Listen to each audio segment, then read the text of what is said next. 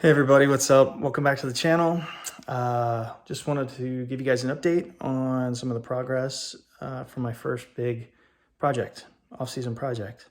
So last I left off, I had put everything in base coat, but I hadn't cleared anything. And I'd run into issues and made some mistakes and kind of talked to you guys about, some of the things that you can do to fix some of those mistakes on the back end and how some of this stuff can be a little forgiving if you know some of the tricks, right? So anyways, made some small repairs to those issues and laid out the base for my stripe. And then I pinstriped. And then I masked everything off again and cleared everything. So now I have 1, 2, 3, 4, 4.5 pieces cleared. Everything's cleared, but my last piece, I burnt through some of the clear, and I'm just gonna probably wait till everything's assembled and just do a flow coat and not touch it. So anyways, hope everybody had a good holiday. I guess that's last time I talked to you is right before Christmas. Here we are on the back end, getting ready to go back to school, and had the evening on a Sunday night to try to knock out some of this stuff. So I've spent the last few nights cutting and polishing everything, cleaning up all my runs, all my small little mistakes in hopes that I could get it, figured out on the polish. So that's where I'm at. I'll go ahead and turn this thing around and show you guys. So here's the finished product for my hood. I went ahead and threw the track spec vent in just for the visual. I think this thing, when everything's cleaned up, which is pretty dirty, it's gonna look pretty awesome. So, but as you can see, the one thing that's unforgiving about black is that the minute, I don't know if you can even see them, which if you can't, that's just good because, that's a 5-footer. It's not a show car. It's 10-footer, probably 7 to 10-footer paint job. But it gets line scratches. And as soon as you finish clearing the car, as soon as you finish polishing, as soon as you take a microfiber rag over it, I don't care what you do, unless you have like the $1,000 microfiber towel, I guess. I don't know. Maybe I need to learn some more stuff, but you're going to scratch it. And that's just the way it is. So factory clear after 20 years, super hard. And it's already line scratched up and you can't really tell, but nice new clear is going to be relatively soft for a while. Good thing is if there's enough on there, you can just polish it. But as you can see, turned out really good. I think the stripe's really cool. I followed the contour of the hood with the front little pointy part there, and just kept the same dimensions here on the back side, and just followed it all the way back. And then on the trunk, did the same thing. So this is the back, that's the front, and that's it. I've got about 2 inches of paintable or painted car surface fiberglass behind the rear glass before the trunk lid. So I'm not too worried that the stripe doesn't go up and over the car. I've seen like Danny Pop's car, he's got that cool stripe and totally wakes the car up, and he didn't do anything over the top of the car. So that's my hope, is just to wake this thing up and make it not just another black Corvette. Here's the front bumper cover. I think it turned out terrific.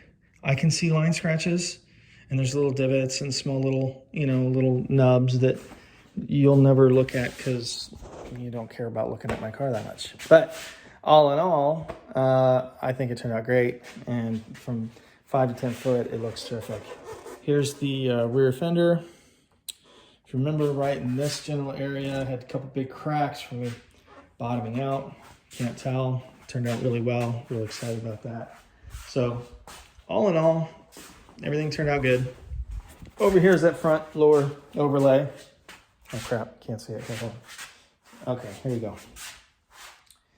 So good news is it turned out great. Bad news is that I had these huge runs that basically ran all the way down here. This is this convex curve. I don't know if that's the right word, but it's this horrible area that is terribly difficult to paint without creating runs, unless you are good or experienced and can set up your gun. And with me having a new gun, getting a good setup was difficult.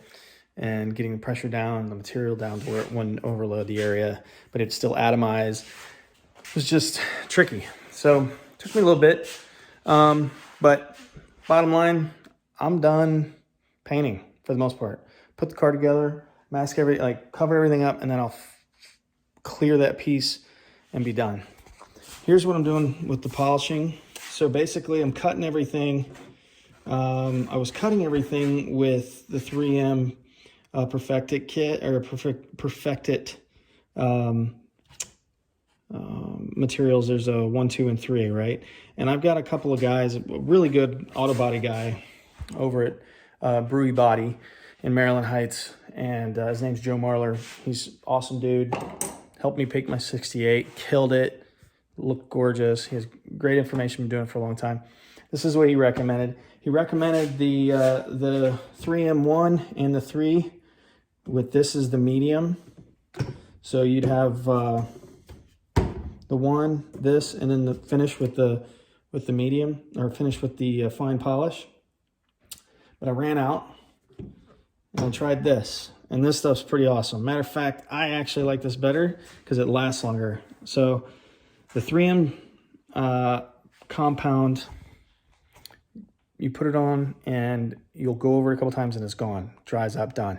So you don't get a lot of material to work with. This mirror glaze stuff, you can make 3 or 4 passes over it and then move on.